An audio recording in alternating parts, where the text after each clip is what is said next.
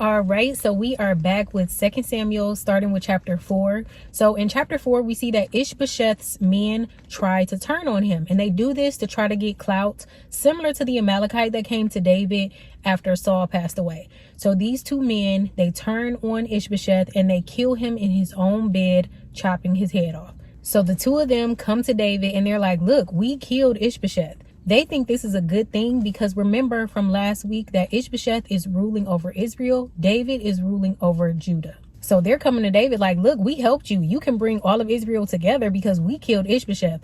But similar to what happened last time, David tells his men to kill these two for killing Ishbosheth. He goes on to bury Ishbosheth in the sepulcher of Abner.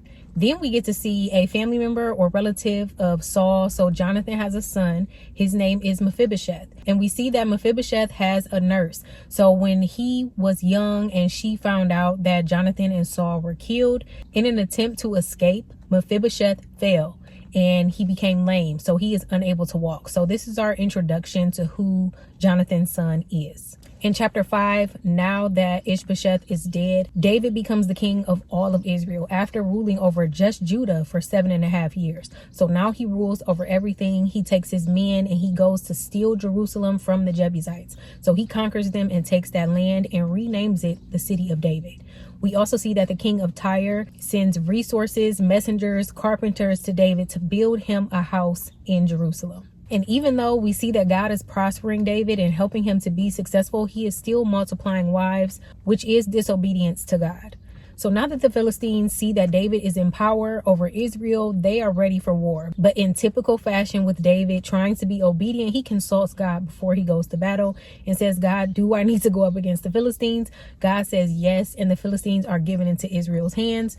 After that defeat, the Philistines come back and David is asking God one more time, do I need to go up against the Philistines? And God says, I will smite them. So David goes against the Philistines again, and God does exactly what he says. He smote the Philistines. Then in chapter 6, David wants the ark brought to Jerusalem. So he sends people to go get the ark, and they put the ark on a new cart, which is absolutely against the directions God gave in Exodus chapter 25 for the family of Kohath to bring the ark. They were supposed to use staves so that they never touched the ark. They held the staves and carried the ark wherever they were taking it so that their hands never touched the ark. They were not supposed to touch it.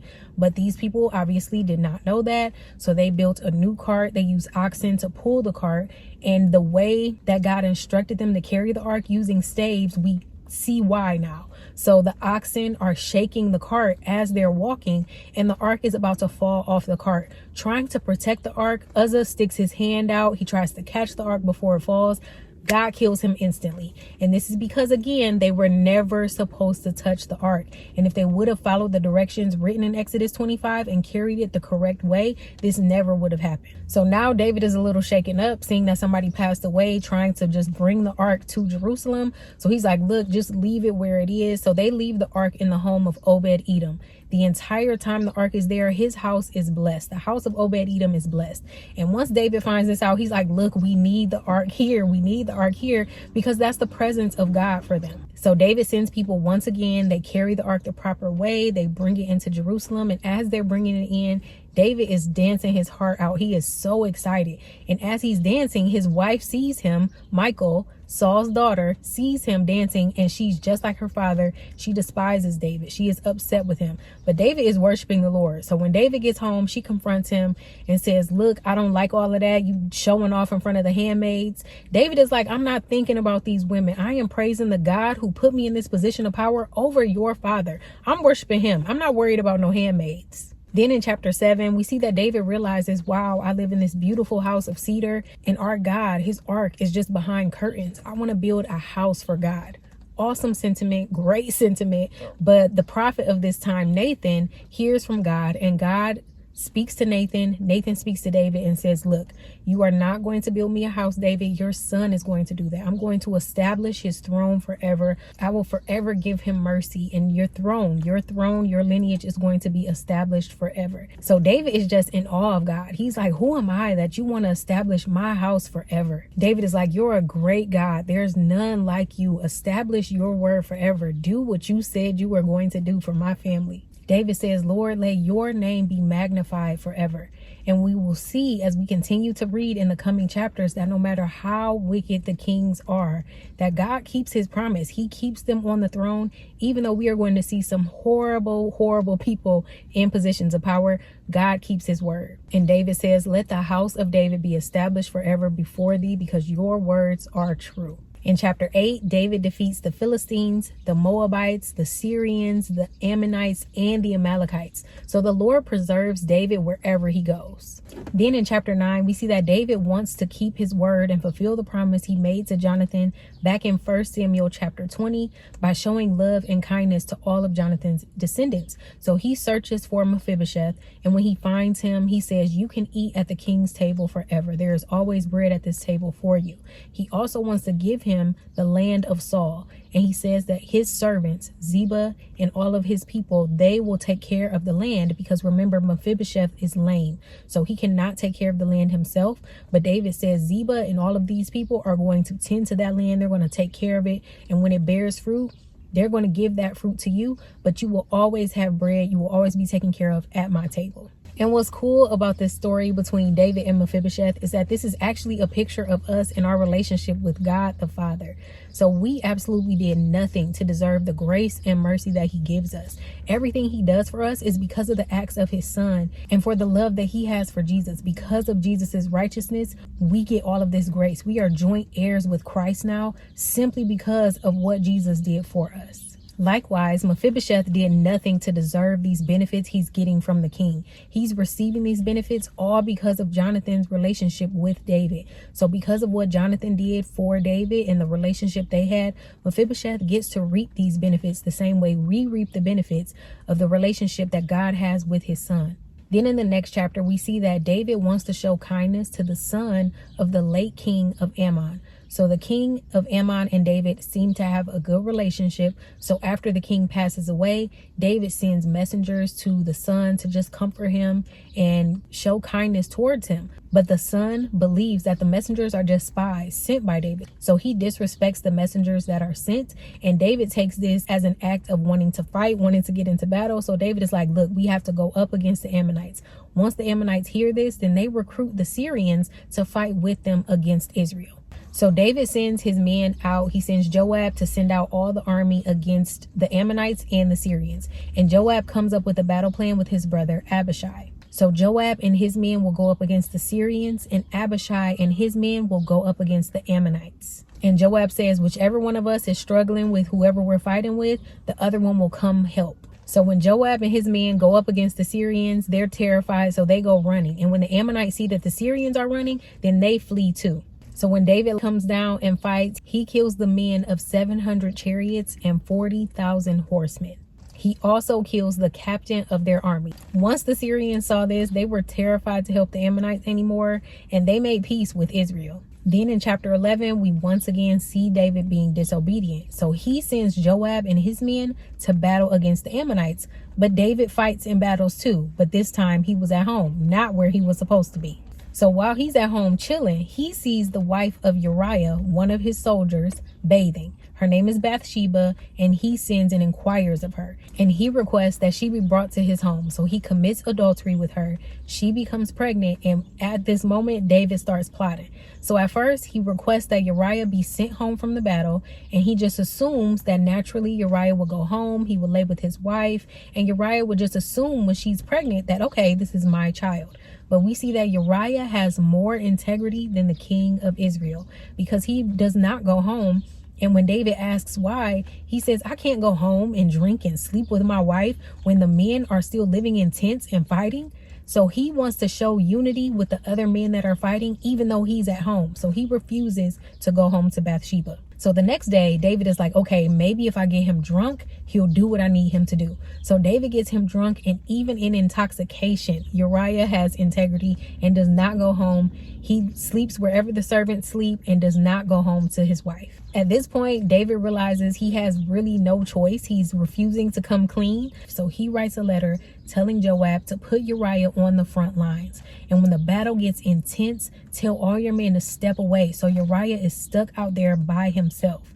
And once he's out there by himself, naturally he will be killed in battle. So David gives Uriah his death sentence, and Uriah delivers it unbeknownst to him what it is. And exactly as David planned, this exact thing happens. Joab follows orders and Uriah is killed. Bathsheba learns that her husband has been killed. She's in mourning. David has her brought to his home where she gives birth to their son. And to end this chapter off, we see that God is displeased with David. So now in the next chapter, we see that Nathan the prophet is once again sent on assignment to communicate something to David from God. So Nathan tells David a parable of a rich man and a poor man. The rich man naturally has everything anybody could ever want, and the poor man just has one little ewe lamb that he treats like a part of his family, like his daughter. The rich man comes along and takes the poor man's one little lamb instead of using his own herd. As soon as David hears this parable, he is hot. He is like, who is this rich man? He deserves to die. And Nathan says the most intense 4 words of the chapter: "Thou art the man." He's like, it's you, bro. I'm talking about you. And then Nathan communicates from God this beautiful picture to show how much God loved David, the man after his own heart. He says, look, God has given you everything you could ever want. And the crazy thing is if you thought this wasn't enough and you asked for more, God would have given it to you. But instead of asking God for more, you stole from another man. You took his wife and had him killed to cover up your sin. So at this point, David is completely convicted and hurt.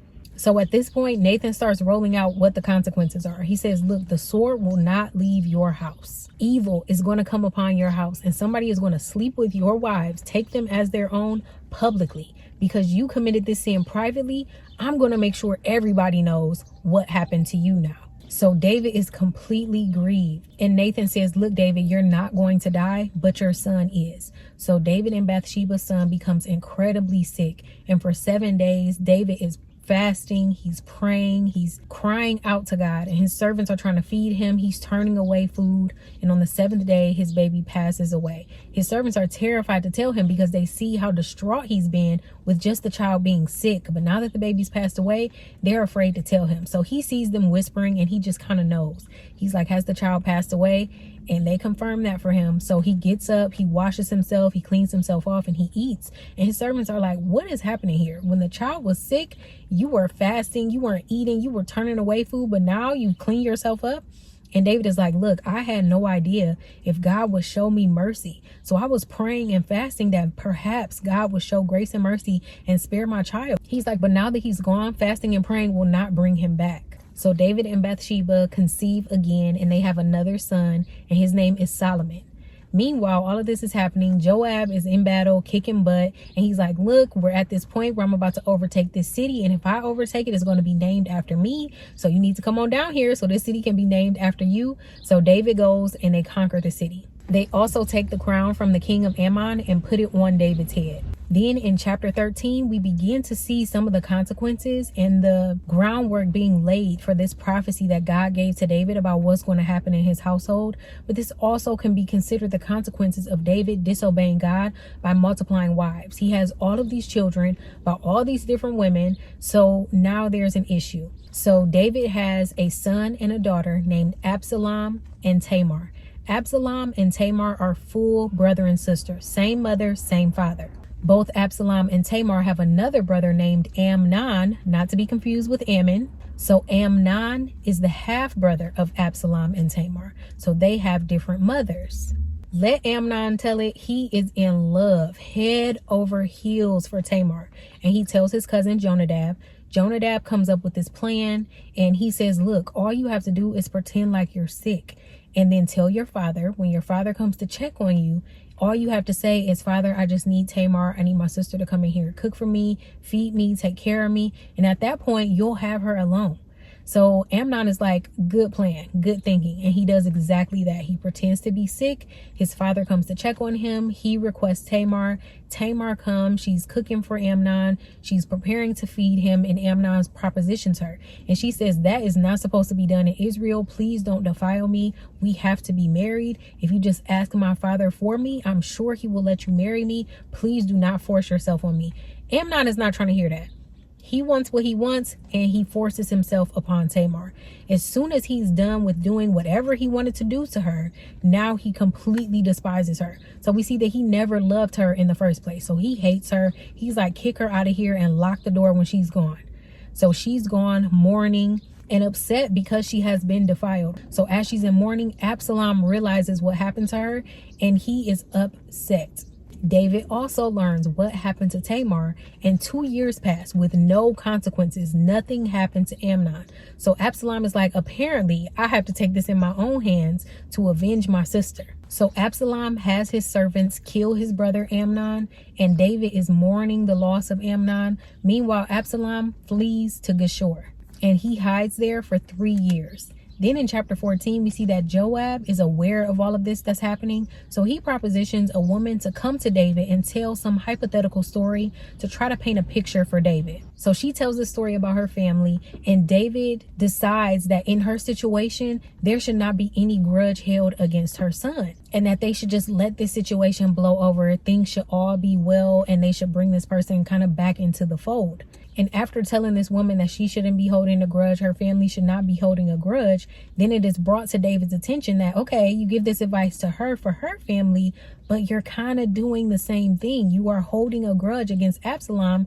He's been living in a different place for 3 years, and you have not welcomed him back into the fold. So once David talks to Joab, he realizes all of this has been about his family. He tells Joab, fine, you can bring Absalom back. So Absalom comes back to Jerusalem with his family, his children, and we see that he actually has a daughter and named her Tamar after his sister. So Absalom has been back in Jerusalem for 2 years, and he still has not seen his father face to face. So Absalom keeps trying to get Joab's attention. He's like, look, we need to set up a conversation. I need to talk to my father. But Joab is not listening to Absalom. He doesn't even come to him when Absalom calls. So Absalom, once again, is like, fine, you people want to ignore me. I will take things into my own hands. And he gets his servants to set Joab's fields on fire. This gets Joab's attention. So now he responds, and he's like, dude, what's the problem? And Absalom says exactly what he's been wanting to say this entire time. I've been here for 2 years and have not seen my father's face. If there's any iniquity here, if I've done something wrong, just kill me. Like, get it over with. Why am I here if I'm not going to see him? So Joab tells David, and David and Absalom finally reunite, but it's short-lived. So in chapter 15, we see that Absalom is preparing for a revolt. He sits at the gate of the city, and whenever anybody is coming to approach David about any issues that they need his judgment on or final say on, Absalom kind of gets to them first and gets in their ear and is like, look, if I was in charge, I would make fair judgments and justice for everybody. So everybody loves Absalom. On top of his little plan, he's also very handsome like his father, and he has long, heavy hair. So the people are all for Absalom. They love him. Absalom also sent spies out into the land to teach the people that whenever the trumpet sounds, you need to say Absalom reigns in Hebron. So David realizes that the hearts of the people are with Absalom. So David's servants say, look, we got to flee because your son is ready to overthrow this kingdom. So David is pretty much put back in the exact same situation he was in with Saul, but now he's fleeing from his own son. So when David is on the run, he leaves behind his 10 concubines and then meets with Hushai while he's on his journey. So he decides that Hushai can be a double agent for him. He can appear to be on Absalom's side so that he can give Absalom all kind of advice. And when Absalom agrees to this advice, then Hushai can communicate what his plan was that he told to Absalom to the priests. And then the priests will send their sons this plan that Absalom is going to follow. They can communicate that to David so that David kind of stays one step ahead. He always knows what Absalom is going to do next. And even though Absalom already had a person that was giving him advice, someone named Ahithophel, Hushai is like, fine, I will go along with this plan. I'm confident that I can get him to trust me. So it's perfect. Hushai goes along with the plan. Then in chapter 16, we see Mephibosheth again. So he has his servants, Ziba and the rest of them, send provisions to David and his men while they're on the run. They still need food. They still need things to drink. So Mephibosheth is now taking care of David while he's on the run, making sure he's good. And then we're also introduced to another family member of Saul. So Mephibosheth is the grandson of Saul. And now we see someone named Shimei. Shimei sees David and his men on their journey as they're on the run. And he's just coming along, taunting them, cursing them. And David's men are like, can we just kill him? And David is like, no, leave him alone. For all we know, God is going to turn his words of cursing into a blessing for us. Let him do what he's doing. Don't pay him no attention. In this chapter, we see that Hushai does end up going back to Absalom. He convinces him that he is on his side. And then we see the counsel, the first counsel that Ahithophel gives to Absalom. He says, look, you need to sleep with all your father's concubines. That's the way so all of Israel will know how you feel about your father. And you need to do it publicly. Do it on the roof.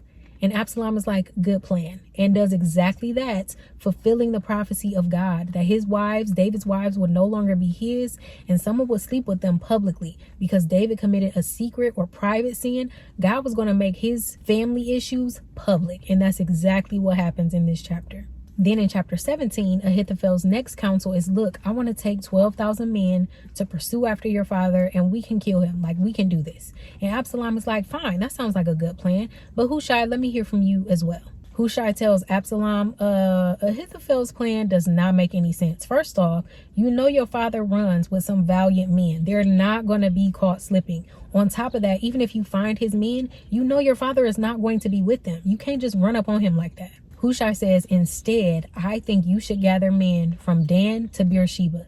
Get all of these men and you go up with them to find your father. And just as David and Hushai planned, now that Absalom agrees to Hushai's plan, Hushai communicates this to the priest. The priest communicated to their sons, and their sons go send this message to David so David can get out of Dodge. So David crosses over the other side Jordan to get away from Absalom and his men. Unfortunately, Absalom and his men are right on David's heels, so they cross over the Jordan as well. Then we see another group of men take care of David and his people, one being Barzillai. So Barzillai and other men have provisions for David and his people. Again, there are people helping David. They're being used by God to take care of David even while he's on the run, to give him and his men provisions so they can stay strong and ready for battle. Meanwhile, we see that Ahithophel is so upset that his advice was not taken that he actually goes home and kills himself. Then in chapter 18, David divides up his troops. He's ready to go to battle with his men, but his troops will not let him. They're like, look, you need to stay here.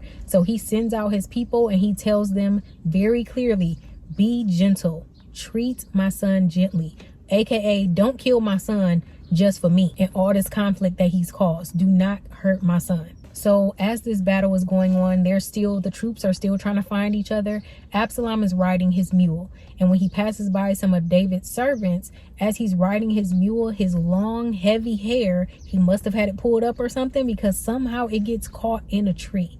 So now his mule rides off and he's still hanging from the tree by his hair. So David's servants see this. They go communicate this to Joab and the army. So when Joab hears this from the servants, he's like, so why didn't you kill him? And the servants are like, we are not killing the king's son. We don't want that smoke. So Joab finds Absalom. He kills him and they bury him. And the sons of the priest want to go communicate this to David. And Joab is like, look, let me just send my messenger. But the son of the priest is like, no, I need to go as well. So as they're running along, the son of the priest actually gets to David first. And he's like, look, some chaos happened. I didn't really see it up close, but something was going down. So then Joab's messenger arrives and David is like, how is Absalom? And the messenger tells David, Absalom is dead. David immediately goes into this long mourning, this loud mourning. Everybody can hear and knows that he's upset about his son, saying he should have died instead of his son. So David is grieved. He is so hurt over the loss of his son. In chapter 19, we see that Joab has to hold David accountable for this behavior. He's like, your mourning has caused the other people to mourn as well. Instead of them being pleased over this victory, they feel like they have to mourn with you. And that's a slap in the face to your people, because they sacrificed their lives to protect you and your family, your kingdom. So David returns to his kingdom. He fixes himself up and he tries to save face. Then we see Shimei come back. He comes back to David and now he's apologetic. He does not want David to kill him. Now that his throne has been reestablished, he's like, please, I don't want any issues. I should have never cursed you. Please forgive me. And Abishai is there when Shimei is speaking. And Abishai is like, look, no, we need to kill him. But David spares Shimei. And then we also see Barzillai, again, one of the men that gave provisions to David when he was on the other side Jordan. So David wants to exalt him and give him a position of power. And Barzillai is like, look, I'm old. You can pass this on to Chimham in my absence because I'm too old for all of this. But Chimham can accept whatever reverence, honor you want to give. He can accept it on my behalf. Then in chapter 20, David puts away all of his concubines, never to lay with him ever again. So they pretty much died like widows because of the act that happened with Absalom. So they can never be David's concubines again. They're pretty much just put to the side. And then we're also introduced to someone named Sheba. So something similar happens again, where half the kingdom kind of splits. Judah follows David, Israel follows Sheba. And we see that David seemed to really feel some type of way about Joab killing Absalom, because instead of sending Joab and his men as captain of the army out against Sheba, David talks to Amasa and he says, Amasa, you take the men out and you go pursue after Sheba. But in this pursuit, Joab is upset that Amasa is in his position. So Joab kills Amasa. Joab be taking everybody out that get in his way. He's like, look, you're all done. You're done. So Joab and his men pursue Sheba all the way to a different city. And when they get there, they start tearing down the city walls. And a woman comes out and says, look, please don't tear down this whole city. What's the issue? And Joab is like, look, we don't want any issues with this city. All we want is Sheba. And she's like, oh, okay, we can handle that. So she goes back inside the city walls. They cut off Sheba's head and give it to Joab, and they're able to go back to Jerusalem. In chapter 21, we see that there's a famine in the land, and David consults God and he says, why is this famine here? And God says, because Saul killed the Gibeonites, who were a remnant of the Amorites. So David goes to the Gibeonites to ask, how can we repair this? How can we fix this issue? The people say, look, we want 7 of Saul's sons to kill. So David hands over 7 of Saul's descendants, sparing Mephibosheth, so they can kill them. David takes the bones of Saul and Jonathan and the bodies of the 7 descendants that were killed and buries them all in the sepulcher of Kish, who is Saul's father. Then the Philistines war with Israel again. And because David is up in age at this point, his men say, look, you do not have to come to battle with us. But in verse 22, we see that even though David was too weak, he had no strength to fight, he still gets the glory for the victory. And this once again relates to us, because at the judgment seat of Christ, we are going to receive rewards for things that in our own strength we were incapable of doing. It's because of how the Holy Spirit inside of us enables us to do these good works that we're able to earn rewards at the judgment seat. Then in chapter 22, David sings a song of praise to God about how God delivers him out of the hands of his enemies, how God hears him when he cries, how God is his salvation. And what I found most interesting about this is how we see David talking about his righteousness and how he keeps God's words, when I've clearly been able to point out in scripture how David does not keep all of God's words and he's not righteous and perfect before his sight. But then we see in verse 25 that God actually does see David perfect in his own eyes. So David is a very unique character in the Old Testament, a very unique person in general. He's called the man after God's own heart, but we also see that God has constantly extended him grace even before the dispensation of grace. Right now in the church age, we are in the dispensation of grace, meaning that everything that we do, God extends grace to us. He spares us from the things that we deserve and then gives us what we don't deserve. And that's where David is right now in his relationship with God in the Old Testament. God is constantly giving David things that he does not deserve. And that's grace in the Old Testament. Then in chapter 23, we see the last words of David, and we also get to see some of the victories of the mighty men that served under David, including Uriah the Hittite, the husband of Bathsheba that David had killed. Then in chapter 24, we see that God's anger is kindled towards David because he wants to number the people. And if we turn to 1 Chronicles chapter 21, verse 1, we see why David wanted to do this. So in 1 Chronicles, we can see that Satan provoked David to want to number the people. And Joab even tried to stop David. But David said, no, we are numbering these people. And it took 9 months and 20 days. So that's 9 months and 20 days, almost an entire year of David being in sin and rebellion against God, because he could have stopped the numbering at any point, but he allowed it to continue. So once he gets the numbers back of how many people he has in Judah and Israel as a whole, he immediately feels convicted. He is immediately grieved because he knows that he sinned against God. So God, once again, speaks to David through the prophet. And God says, I have 3 punishments that you can choose from. You can either have 7 years of famine in the land. You can be on the run from your enemies for 3 months, or you can have 3 days of pestilence in the land. And David says, look, I want to be in the hands of the Lord, even in my punishment. So I choose the 3 days of pestilence. So the Lord sends an angel to stretch his hand out over the land, and the pestilence ensues. So now David is grieved. He's like, man, this is my sin, but the people are being punished. So David is really upset that the people have to endure this pestilence all because of something that he did wrong. So the prophet Gad comes to David once again and says, you need to go to the threshing floor of Araunah and make an altar there. So David obeys. He goes where he's supposed to go. He purchases the threshing floor. He purchases the oxen he needs to make sacrifices. He builds an altar there and begins to make sacrifices to God. So God stops the plague, but only after 70,000 people have been killed. So that is 2 Samuel chapter 4 through 2 Samuel chapter 24. Lord willing, I'll see you all next week. Grace and peace.